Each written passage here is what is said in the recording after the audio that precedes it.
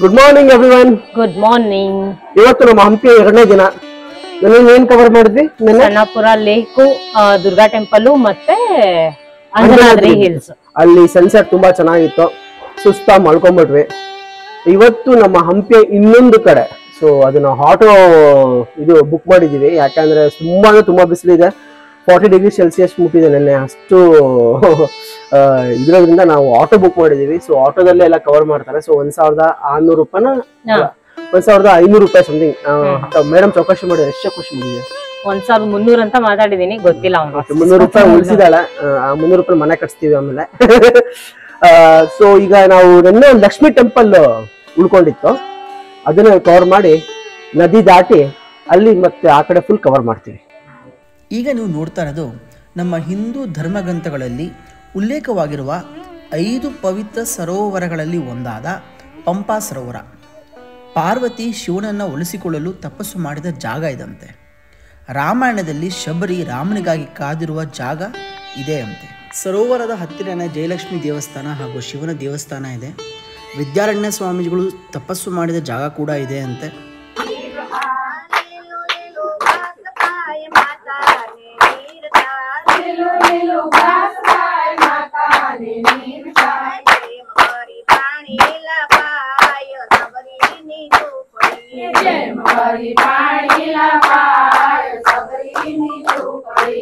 So ನಮ್ಮ budget ಉಳಿಸೋಕ್ಕೆ ನಾವು ಹತ್ತಿರದ ಲೋಕಲ್ ಹೋಟೆಲಿಗೆ ಹೋದ್ವಿ. ಬೆಳಗ್ಗಿನ ಉಪಹಾರ ಇಡ್ಲಿ ಮತ್ತು ಪಡ್ಡು ಆರ್ಡರ್ ಮಾಡಿದ್ದೀವಿ. ಬಿಸಿ ಬಿಸಿ ಚಹಾ ಕುಡಿತಾ ಇದ್ದೀವಿ. ಬಜೆಟ್ ಅಮ್ಮ, ಎಲ್ಲ ಬಜೆಟ್.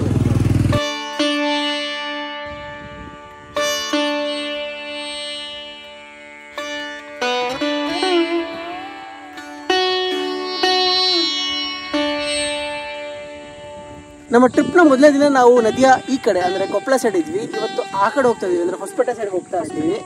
ಅಲ್ಲಿ ಇವತ್ತು ಫುಲ್ಲು ಆಟೋದಲ್ಲಿ ಹಂಪಿ ನೋಡ್ತಾ ಇದ್ವಿ. ಓಕೆನಾ? ಸೊ ಇವತ್ತು ಈ ದಪ್ಪ ನದಿ ಕ್ರಾಸ್ ಮಾಡೋಕ್ಕೆ ಒಬ್ಬರಿಗೆ 40 ರೂಪಾಯಿ. ಸೊ ಕ್ರಾಸ್ ಮಾಡಿದ್ವಿ. ನಾನು ನಡ್ಕೊಂಡು ಬಂದಿದ್ವಿ. ಇವತ್ತು ತೆಪ್ಪದಲ್ಲಿ ಕ್ರಾಸ್ ಮಾಡ್ತಾ ಇದ್ದೀವಿ.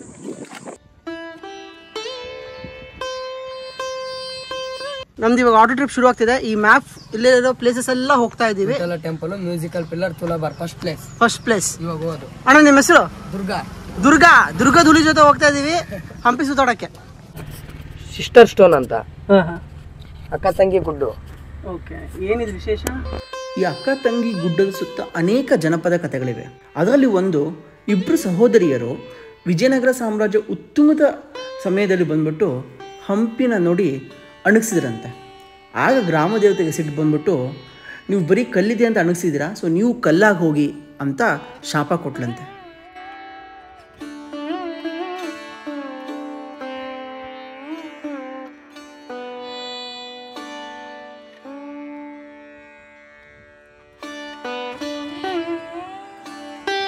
ಫೇಮಸ್ ವಿಜಯ ವಿಠಲ ಟೆಂಪಲ್ ಎಂಟ್ರೆನ್ಸ್ ಅಲ್ಲಿ ಇದೀವಿ. ಇಲ್ಲಿಂದ ಒಬ್ಬೊಬ್ರಿಗೆ 20 ರೂಪಾಯಿ ಬ್ಯಾಟ್ರಿ ವೆಹಿಕಲ್ ಅಲ್ಲಿ ಕರ್ಕೊಂಡು ಹೋಗಿ ಅವರೇ ವಾಪಸ್ ಕರ್ಕೊಂಡು ಬಿಡ್ತಾರೆ. ನಾವು ನಡ್ಕೊಂಡು ಹೋಗೋ ಧೈರ್ಯ ಮಾಡಿಲ್ಲ, ಯಾಕಂದ್ರೆ ಸಿಕ್ಕಾಪಟ್ಟೆ ಬಿಸಿಲಿದೆ.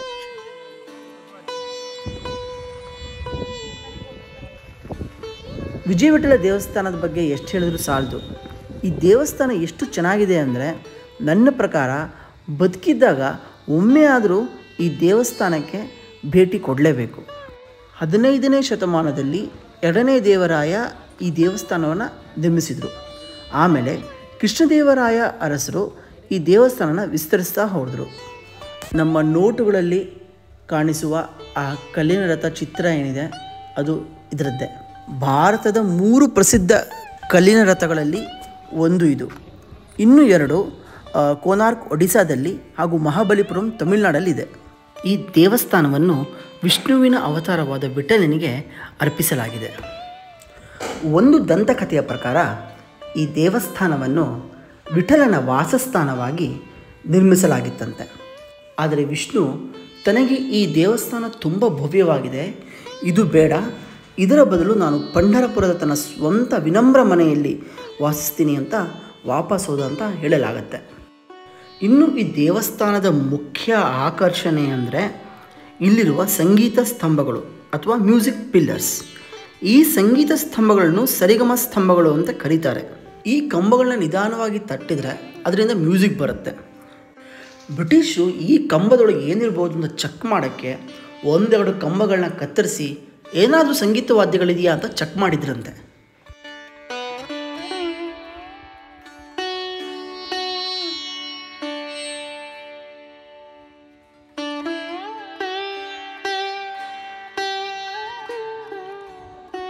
ವಿಜಯ ವಿಠಲ್ ಟೆಂಪಲ್ ಒಂದು ರೌಂಡು ಹಾಕಿದ್ವಿ. ತುಂಬ ಅಂದರೆ ತುಂಬ ಚೆನ್ನಾಗಿದೆ. Man made wonder.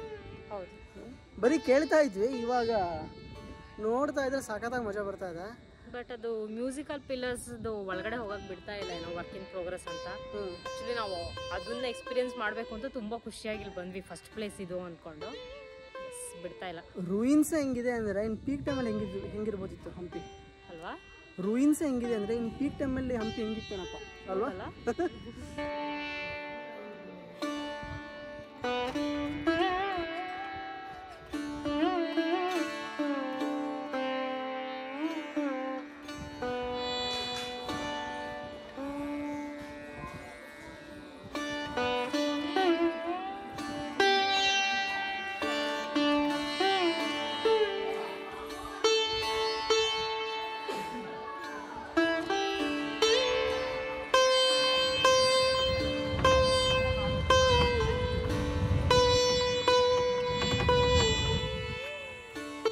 ನಮ್ಮ ಮುಂದಿನ ಭೇಟಿ ಇಂಡೋ ಇಸ್ಲಾಮಿಕ್ ಸ್ಟೈಲಲ್ಲಿರುವ ರಾಣಿಯ ಸ್ನಾನಗೃಹ, ಕ್ವೀನ್ಸ್ ಬಾತ್.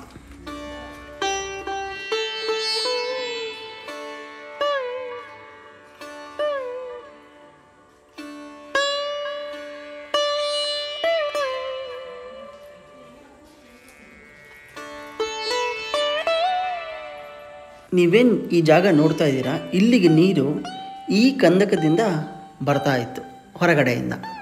ಆಗಲೇ ಎಷ್ಟೆಲ್ಲ ಪ್ಲ್ಯಾನ್ ಮಾಡಿದರು. ಇದು ಆಗಿನ ಕಾಲದ ಸ್ಪಾ.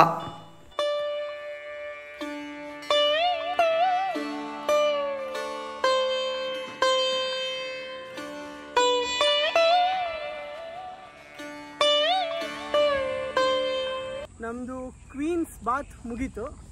ನೆಕ್ಸ್ಟ್ ಡೆಸ್ಟಿನೇಷನ್ ನಮ್ಮ ದುರ್ಗದ ಹುಳಿ ಹೇಳ್ತಾನೆ, ಅಲ್ಲಿಗೆ ಹೋಗ್ತಾ ಇದ್ದೀವಿ. ಕ್ವೀನ್ಸ್ ಬಾತ್ ಪ್ಲೇಸ್ ನೋಡಾಯ್ತು. ಇದು ದಸರಾ, ಮೈಸೂರು ದಸರಾ ಅಂತ. ಫಸ್ಟಿಗೆ ದಸರಾ ಇಲ್ಲೇ ನಡೀತಿತ್ತು, ಅಲ್ಲಿ ನಡೀತಿದ್ದಿಲ್ಲ. ಇಲ್ಲಿ ಭರತನಾಟ್ಯ ಅಲ್ಲಿ ಏನಾಳಿ ನಡೀತಿತ್ತು. ಇವಾಗ ಪ್ಲಾಟ್ಫಾರ್ಮ್ ಅಷ್ಟೇ ಇದೆ. ಮೇಲ್ಗಡೆ ಗಂಧದ ಮಂಟಪ ಇತ್ತು, ಅದೆಲ್ಲ ಹೊಡೆದ್ಬಿಟ್ಟಿದ್ದಾರೆ.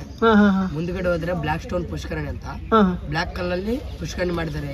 ಆ ಕಲ್ಲು ಇಲ್ಲಿದಲ್ಲ, ಬೇರೆ ಕಂಟ್ರಿದ ಮುತ್ತು ರತ್ನ ವಜ್ರ ಎಲ್ಲ ಕೊಟ್ಟು ಆ ಕಲ್ಲ ತಗೊಂಡು ಇಲ್ಲೇ ಮಾಡಿದ್ದಾರೆ. ಬ್ಲಾಕ್ ಸ್ಟೋನ್ ಪುಷ್ಕರಣಿ ಅಂತ. ಅದ್ರ ಮೇನ್ ಗೇಟ್ ಇದು. ಅವಾಗ ಕಾಲದಲ್ಲಿ ಬಾಕ್ಲಿ ಇಲ್ಲಿ ಹೊರಗಡೆ ಬಿದ್ದಿದಲ್ಲ ಡೋರು. ಈ ರಾಜಾಂಗಣ ಅಂದರೆ ರಾಯಲ್ ಎನ್ಕ್ಲೋಜರ್ ಒಂದು ಕಾಲದಲ್ಲಿ ವಿಜಯನಗರ ಅರಸರ ಮುಖ್ಯ ಚಟುವಟಿಕೆಯ ಕೇಂದ್ರ ಆಗಿತ್ತು. ಆಗಿನ ಕಾಲದಲ್ಲಿ ಏನಿಲ್ಲ ಅಂದರೂ 45ರಷ್ಟು ಕಟ್ಟಡಗಳಿದ್ವಂತೆ. ಈ ಇಡೀ ಆವರಣದ ಸುತ್ತ ಎತ್ತರದ ಗೋಡೆಗಳಿವೆ ಪ್ರೊಟೆಕ್ಷನ್ಗೆ ಅಂತ. ಆಮೇಲೆ 3 ದ್ವಾರಗಳಿವೆ. ನಾವು ಮಹಾನವಮಿ ದಿಬ್ಬಕ್ಕೆ ಬಂದಿದ್ದೀವಿ. ಇಲ್ಲಿ ಬ್ಲ್ಯಾಕ್ ಸ್ಟೋನ್ ಪುಷ್ಕರಣಿ ಇದೆ ಅಂತ. ಅದೇನೋ ಆ ಕಲ್ಲನ್ನು ಬೇರೆ ದೇಶನ ತರಿಸಿರೋದು ಅಂತ ಹೇಳ್ತಾರೆ. ನೋಡಬೇಕು. ಫುಲ್ ರೂಯಿನ್ಸ್ ಹಾಳಾಗಿದೆ, ಕೆಲವೊಂದಿಷ್ಟು ಚೆನ್ನಾಗಿದೆ. ಶ್ರೀ ಕೃಷ್ಣದೇವರಾಯ ಒರಿಸ್ಸಾದ ಮೇಲೆ ಸಾಧಿಸಿದ ವಿಜಯದ ಸಂಕೇತವಾಗಿ ಈ ಒಂದು ಮಹಾನವಮಿ ದಿಬ್ಬವನ್ನು ನಿರ್ಮಿಸಿದ ಅಂತ ಹೇಳಲಾಗುತ್ತೆ. ದಸರಾ ಸಂದರ್ಭದಲ್ಲಿ ಸೈನಿಕರ ಶೌರ್ಯ, ಕುಸ್ತಿ, ಮಲ್ಲಕಂಬ ಪ್ರದರ್ಶನಗಳನ್ನ ಇಲ್ಲಿ ಏರ್ಪಡಿಸ್ತಾ ಇದ್ರಂತೆ. ಧಾರ್ಮಿಕ ಹಾಗೂ ಸಾಂಸ್ಕೃತಿಕ ಕಾರ್ಯಕ್ರಮಗಳನ್ನು ಕೂಡ ಇಲ್ಲಿ ಮಾಡ್ತಾ ಇದ್ರಂತೆ. ಹಾಗೂ ಈ ಕಾರ್ಯಕ್ರಮಗಳನ್ನು ಮಹಾರಾಜ ತನ್ನ ಪಟ್ಟದ ಅರಸಿಯರೊಂದಿಗೆ ನೋಡ್ತಾ ಇದ್ರಂತೆ. ಬೇರೆ ರಾಜರು, ರಾಜತಾಂತ್ರಿಕರು ಎಲ್ಲರೂ ಈ ಕಾರ್ಯಕ್ರಮಕ್ಕೆ ಬರ್ತಾ ಇದ್ರಂತೆ. ನಂತರ ಇದನ್ನು ಮೈಸೂರು ಮಹಾರಾಜರು ಮುಂದುವರಿಸಿದರು ಅಂತ ಹೇಳಲಾಗತ್ತೆ. ನೀವೇನು ನೋಡ್ತಾ ಇದ್ದೀರಾ, ಇದು ಆಗಿನ ಕಾಲದಲ್ಲಿ ಕಲ್ಲಿನಲ್ಲಿ ಮಾಡಲಾದಂತಹ ಪೈಪ್ ರೀತಿಯ ಒಂದು ಸ್ಟ್ರಕ್ಚರ್ಸ್. ನೀವು ನೋಡಿದ್ರೆ ನೀರು ಅಲ್ಲಿಂದ ಹರಿದು ಬಂದು ಸೀದಾ ಪುಷ್ಕರಣಿಗೆ ಬೀಳ್ತಾ ಇತ್ತು. ಈ ಥರದ್ದು ಸುಮಾರು ಈ ರಾಜಾಂಗಣದಲ್ಲಿ ಇದೆ.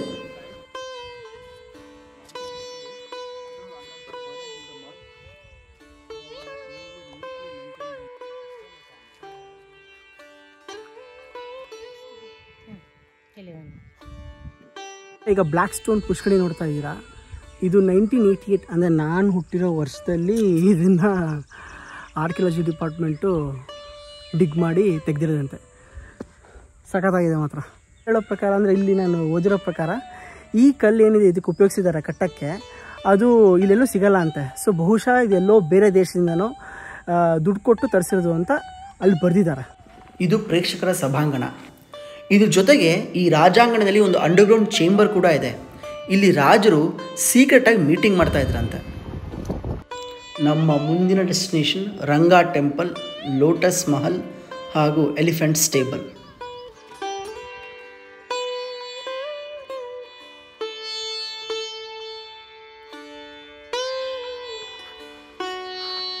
ಹಂಪಿಯಲ್ಲಿ ನಾವು ನೋಡಿದ ಎಲ್ಲ ಸ್ಟ್ರಕ್ಚರ್ಸ್ಗಳಿಂದ ಡಿಫ್ರೆಂಟಾಗಿ ಕಟ್ಸಿರೋದು ಅಂದರೆ ಈ ಲೋಟಸ್ ಮಹಲ್. ಲೋಟಸ್ ಶೇಪಲ್ಲಿರೋದಕ್ಕೆ ಇದಕ್ಕೆ ಲೋಟಸ್ ಮಹಲ್ ಅಂತ ಕರೀತಾರೆ. ರಾಜ ಕೆಲವೊಮ್ಮೆ ತನ್ನ ಮಂತ್ರಿಗಳ ಜೊತೆ ಇಲ್ಲಿ ಸಭೆ ನಡೆಸ್ತಾ ಇದ್ದಂತೆ. ಸೊ ಆದ್ದರಿಂದ ಇದಕ್ಕೆ ಕೌನ್ಸಿಲ್ ಚೇಂಬರ್ ಅಂತ ಕೂಡ ಇತಿಹಾಸಕಾರರು ಕರೀತಾರೆ.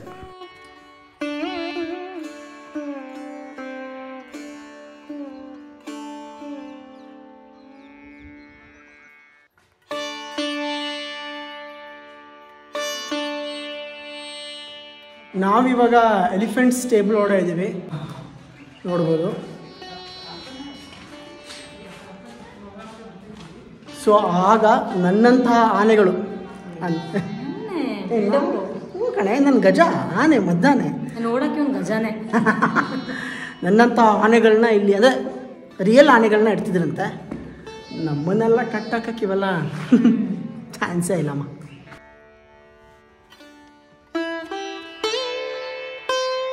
ಈಗ ನಾವು ತೋರಿಸ್ತಾ ಇರೋ ಪ್ಲೇಸ್ ಬಗ್ಗೆ ನಿಮಗೆ ಜಾಸ್ತಿ ಹೇಳಬೇಕಾಗಿಲ್ಲ. ವಿಶ್ವಪ್ರಸಿದ್ಧ ಲಕ್ಷ್ಮೀ ನರಸಿಂಹ ಮೂರ್ತಿ. ಆದಿಶೇಷನ ಅಡಿಯಲ್ಲಿ ಕುಳಿತಿರುವ ಈ ನರಸಿಂಹನ ಮಡಿಲಲ್ಲಿ ಲಕ್ಷ್ಮಿ ಕೂಡ ಇದ್ಲಂತೆ. ಆದರೆ ಬಹುಮನಿ ಸುಲ್ತಾನರ ದಾಳಿಯ ವೇಳೆ ನಾಶವಾಗಿ ಹೋಗಿದೆ.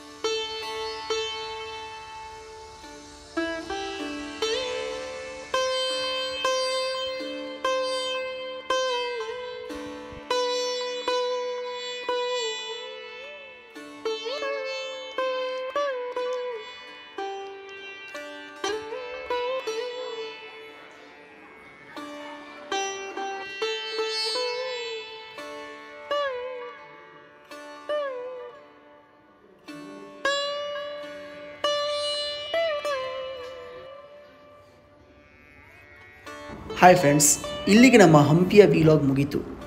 ನಾವು ಇಡೀ ಹಂಪಿನ 2 ದಿನದಲ್ಲಿ ಬರೀ 5,000 ರೂಪಾಯಿ ಬಜೆಟ್ ಒಳಗೆ ಹೇಗೆ ಕವರ್ ಮಾಡಿದ್ವಿ, ಏನೇನೆಲ್ಲ ಪ್ಲೇಸಸ್ ನೋಡಿದ್ವಿ ಅನ್ನೋದನ್ನು ನಮ್ಮ ಕಳೆದ 2 ವೀಡಿಯೋಗಳಿಂದ ನಿಮಗೆ ತೋರಿಸ್ತಾ ಬಂದಿದ್ದೀವಿ.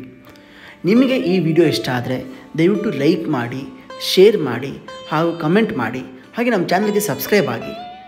ಇನ್ನಷ್ಟು ಪ್ಲೇಸಸ್ಗಳನ್ನ ತೋರಿಸೋಕ್ಕೆ ನಮಗೂ ಉತ್ಸಾಹ ಇದೆ, ಅದಕ್ಕೆ ನಿಮ್ಮ ಸಪೋರ್ಟ್ ಬೇಕು. ಹಾಗೆ ನೀವು ಹಂಪಿಗೆ ಹೋದಾಗ ನಿಮಗಾದ ಅನುಭವಗಳನ್ನ ನಮ್ಮ ಕಮೆಂಟ್ ಸೆಕ್ಷನಲ್ಲಿ ಕಮೆಂಟ್ ಮಾಡಿ. ಸಿಗೋಣ.